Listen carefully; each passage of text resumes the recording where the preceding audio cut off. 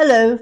Those of you that watch us on social media, on Facebook and Instagram, will know about the very sad death of Chouf last evening. For those of you that don't watch social media, just let me explain briefly. Chouf was a donkey down in Zagora, way south of Marrakesh, who was attacked on the back legs with a machete because she had been eating on a farmer's land and he was blaming her for a crop's failure. So she was attacked in that way. She came to us, she had a 3-hour operation, and eventually we fitted her with a wheelchair, which she loved, and she was very happy and content here, although she would always be very disabled. She would never be able to use her hind legs again. Um, as I say, we're all very upset because sadly last night she died. I think the whole stress of the injury was too much for her body, and she had to spend long periods of time actually lying down, which isn't good for circulation when you're recovering from such a bad injury. We did everything we could, and her loss has been great, but we do really believe that Chouf has changed things. She had a lot of national coverage on the Moroccan networks and is beginning to change the attitude towards donkeys and how we should treat disabled donkeys. Now, I'm talking about this on my legal channel on YouTube for this particular reason, because I want to deal with the aftermath, because I sincerely believe that things are going to change. I can remember 1975 when in the United Kingdom the Sex Discrimination Act was introduced through Parliament and became law. And I was involved at that time with a lot of training of professionals.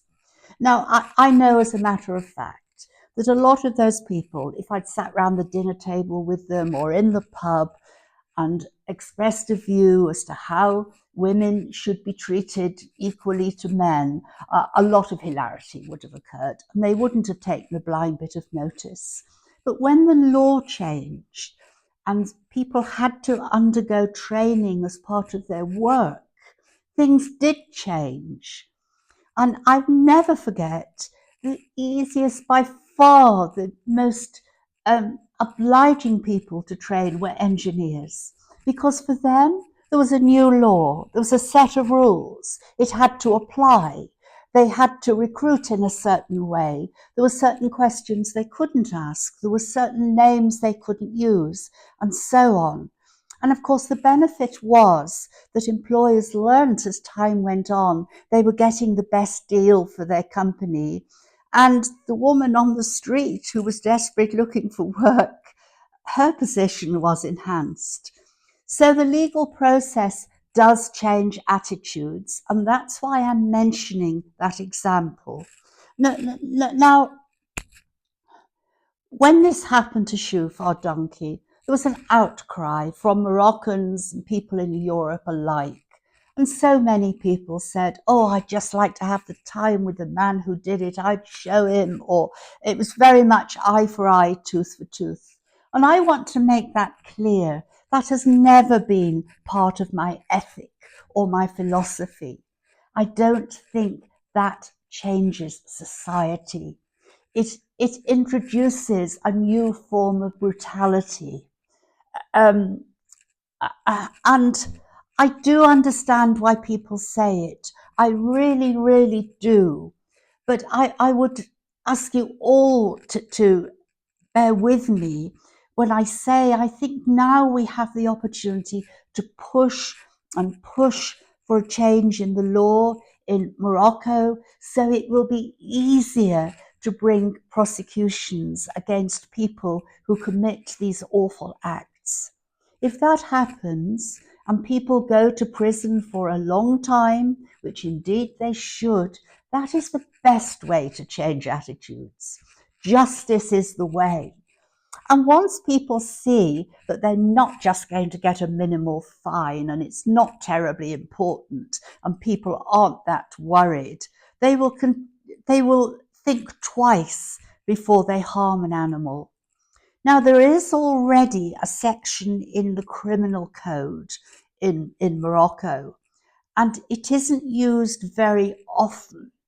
Part of the problem is, I suppose, the court establishment. I've been to court a couple of times in relation to the abuse of animals, and sometimes I've had a prosecutor in the court who has been very, very understanding and sympathetic. But overall, it isn't easy. We have to make it so much more user friendly. And by raising awareness and by people adhering to the principles of proper justice as part of a true democratic society. And I would remind everyone that in 2011, the constitution was amended in Morocco. It now has a very good constitution, one they should be proud of. But the problem is, as it how to explain it?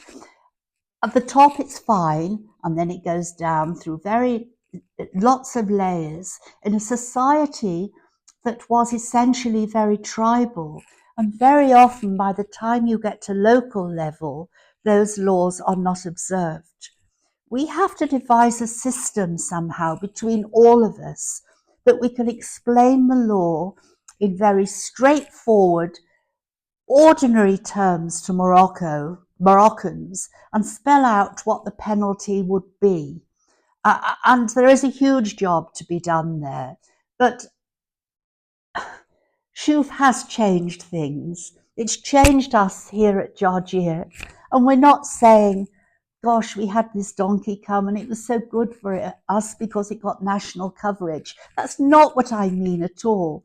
By the time Chouf arrived, we were very well established. I do believe we were respected, but we had to go that extra mile and think of something absolutely new for the prospect of equines in Morocco.